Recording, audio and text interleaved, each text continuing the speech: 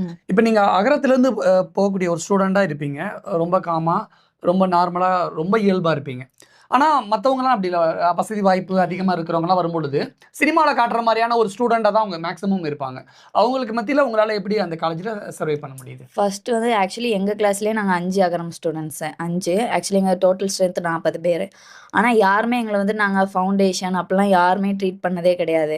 Actually mostly நாங்க தமிழ் தான் பேசுவோம். ஆனாலும் அந்த பிள்ளைங்க வந்துட்டு, "நீ என் கூட இங்கிலீஷ் பேசு அப்பனா உனக்கு இங்கிலீஷ் வரும்லான்னு" சொல்லி அவங்க ஒரு கேரளா பொண்ணுலாம் என்கிட்ட வந்து டெய்லி இங்கிலீஷ் பேசுவா.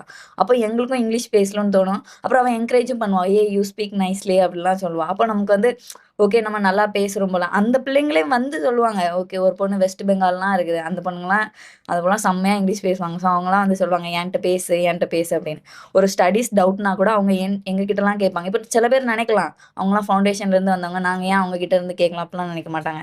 படிக்கிறதுனாலும் சரி, பேசுறதுனாலும் சரி, நாங்க எல்லாமே அப்படி மொத்தமா அதர் ஸ்டேட்லேருந்து வரக்கூடிய ஸ்டூடண்ட்ஸ் கூட அகர ஃபவுண்டேஷன்னா என்னன்னு தெரியுதா? சூர்யாவோட ஃபவுண்டேஷன் அப்படின்னு. ஆ. அவங்க என்ன மாரி ஆக்டிவிட்டீஸ் பண்றாங்கன்னு தெரியுது. அந்த 15த் இயர் செலிப்ரேஷனுக்கு அப்புறம் எல்லாத்துக்கும் கொஞ்சம் தெரிய அந்த வெஸ்ட் ஓகே. பெங்கால் பொண்ணுலாம் ஐ அவ ஃபர்ஸ்ட்டு சொன்னா, "I thought that Surya is a chief guest அப்படின்னு நான் நெனச்சேன்" அப்படின்னா. அதுக்கப்புறம் நான் சொன்னேன், "ஹி இஸ் அ ஃபவுண்டர்" அப்படின்னு. Is the hero. Real hero. அப்படின்ட்டு. ஆனா